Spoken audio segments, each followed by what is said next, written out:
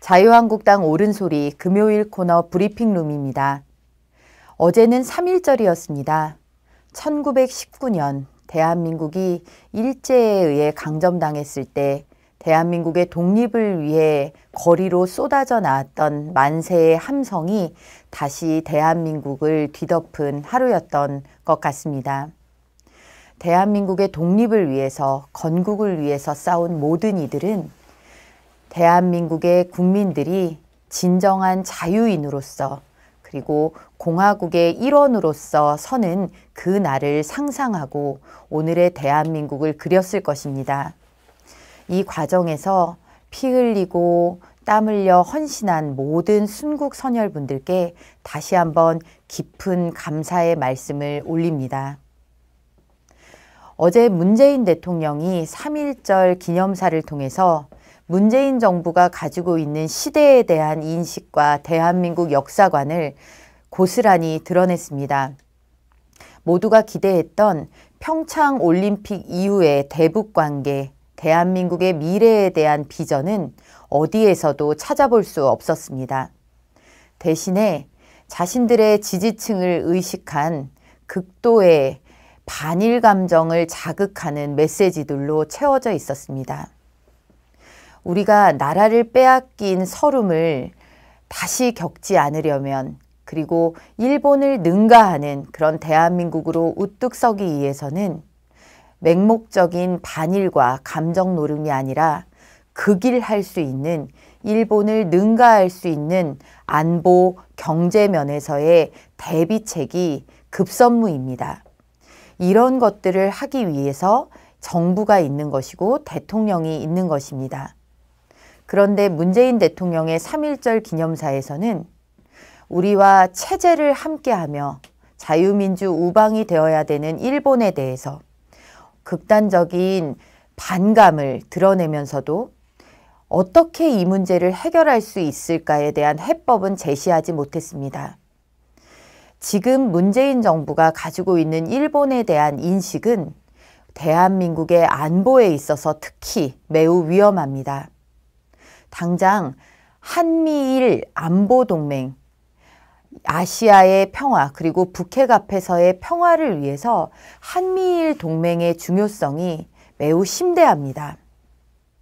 한반도의 위기 상황이 닥쳤을 때 미국과 한국의 군사작전에 있어서 일본의 협조, 그리고 정보면에 있어서의 일본의 협조는 우리에게 매우 기묘하다라는 말로는 부족할 정도로 절대적입니다. 이런 현실에 대한 인식을 지도자, 대한민국의 대통령이 하지 않는다면 이것은 누구의 몫이 되어야 할까요? 분노를 위한 분노, 그리고 감정선만 자극하는 그러한 태도로는 국가를 이끌어갈 수도, 국민들을 하나로 결집시킬 수도 없습니다. 어제 대통령의 3.1절 기념사에서는 대한민국의 역사를 두고 대통령의 일방적인 선언이 대한민국의 역사까지도 바꿀 수 있는 것이냐라는 그런 질문을 던져주었습니다. 대한민국의 건국 시점을 1919년 임시정부로부터 기산해야 한다는 문재인 대통령에게 묻고 싶습니다. 그럼 문재인 정부가 계승한다는 김대중 정부의 건국 50주년 기념사업, 제2의 건국사업은 어떻게 보아야 하는 것입니까? 김대중 정부는 1998년 건국 50주년을 기리면서 제2의 건국이라는 슬로건을 걸고 대대적인 홍보에 나섰습니다. 2008년 건국 60주년에 해당하는 그 해 보수 정권을 향해서 느닷없이 대한민국 임시정부를 건국의 기산점으로 삼아야 한다는 공격이 시작되었습니다. 그동안에는 제기되지도 않았던 이런 문제 제기가 왜 느닷없이 보수 정권이 들어서자 제기되었던 것일까요? 그들이 이야기하는 김구 선생조차도, 임정의 핵심 인물이었던 김구 선생조차도 임정을 건국의 시점으로 주장한 바가 전혀 없습니다. 이럼에도 불구하고 계속해서 건국의 역사적인 사실까지도 왜곡하고 부정하려는 데에는 반드시 그에 따른 이유가 있을 것입니다. 그것은 바로 대한민국 정통성, 자유민주주의로 건국된 대한민국 정통성에 대한 부정이자 넌지시 북한 체제의 정통성, 그리고 북한 정권의 합법화에 힘을 실어주려는 시도로밖에는 해석될 수가 없습니다.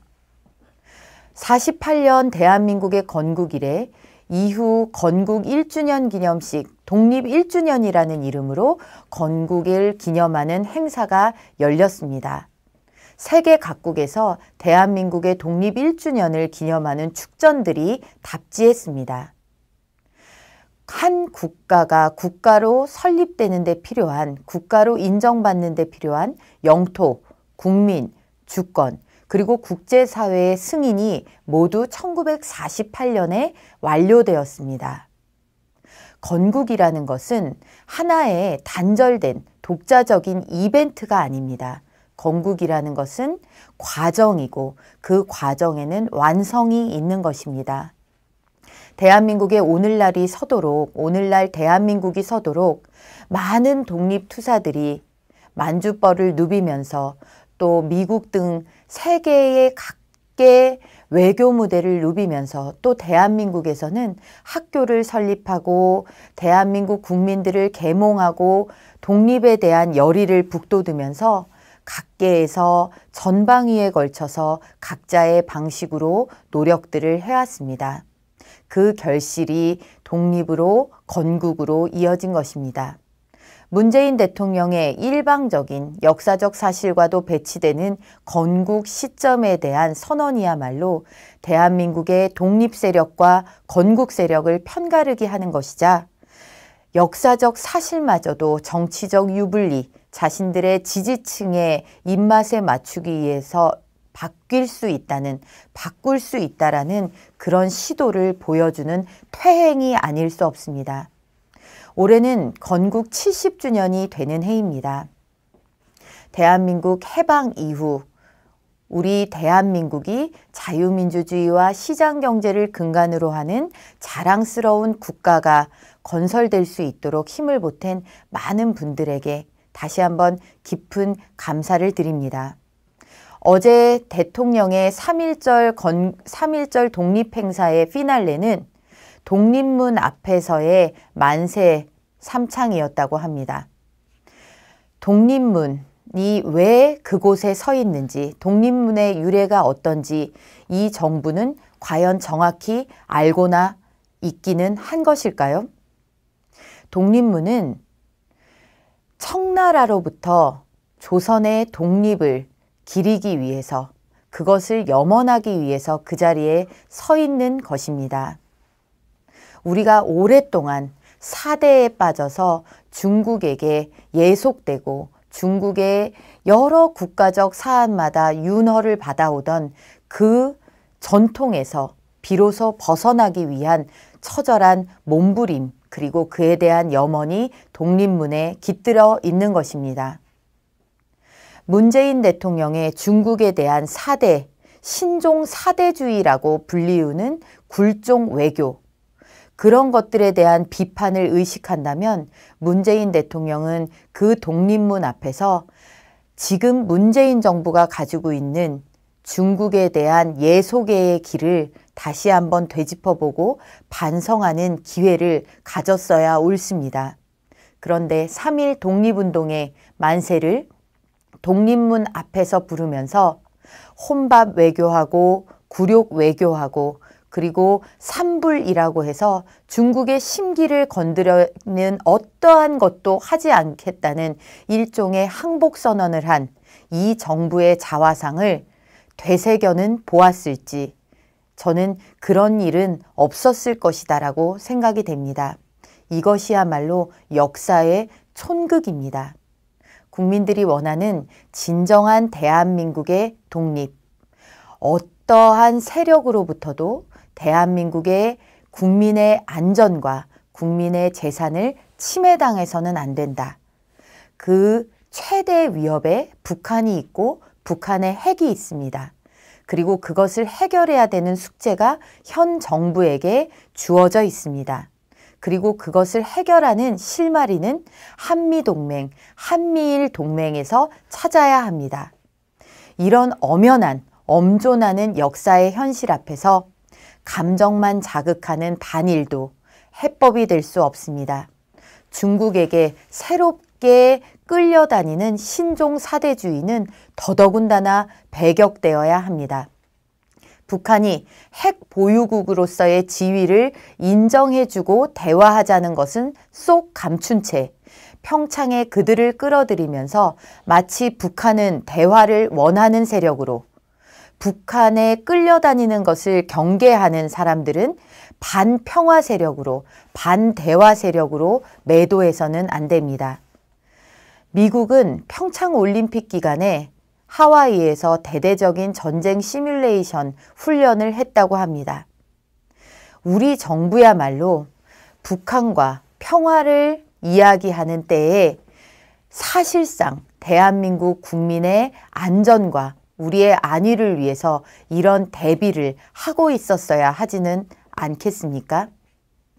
그런데 이런 것들에 대한 대비는 전혀 없이 대통령 이하 총리, 그리고 모든 장관, 국정원까지 나서서 대화를 위한 대화, 그리고 평화를 위한 평화, 이런 것에 끌려다니는 그 와중에 천안함 폭침 주범 김영철은 쇳구멍, 개구멍으로 들어왔다가 역주행해서 대한민국을 황급히 떠나게 되는 그런 현실이 벌어졌습니다.